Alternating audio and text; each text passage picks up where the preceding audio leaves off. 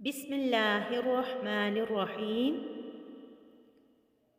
اللہ تعالیٰ نے اپنے پیارے حبیب صلی اللہ علیہ وآلہ وسلم کے ذریعے خبر دی ہے کہ جو بندہ فرائض کی پابندی کے علاوہ نوافل پڑھ پڑھ کر ان کے ذریعے میرا تقرب نزدیکی حاصل کرنے میں لگا رہے تو میں اس کے ہاتھ پاؤں اور آنکھ بن جاتا ہوں کہ وہ مجھ سے پکڑتا ہے، مجھ سے چلتا ہے اور مجھ سے دیکھتا ہے۔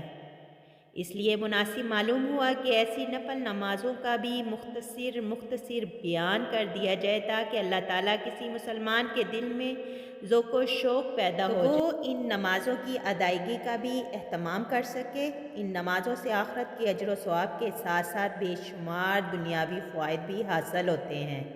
رات کو سو جانے کے بعد اٹھ کر نماز پڑھنے کو تہجد کہتے ہیں۔ تہجد کی نماز ساری نفل نمازوں کے مقابلے میں قرب الہی کے حصول کا مؤثر ترین ذریعہ۔ ہمارے پیارے رسول صلی اللہ علیہ وآلہ وسلم نے ہمیشہ فرض نماز کی طرح اس کی پابندی فرمائی اور خدا کے سارے برگزیدہ بندے اور اولیاء اللہ منازل سلوک طے کرنے کے لیے اس کی پابندی فرماتے رہے، کیونکہ روزانہ رات کے اس حصے میں اللہ تعالیٰ کی خاص تجلیات کا آسمان دنیا پر نزول ہوتا ہے اور طالب قرب و مغفرت بندوں کے لیے ندائیں عام ہوتی ہے کہ آؤ اور اکرام و انعامات الہیہ سے اپنے دامن بھر لو۔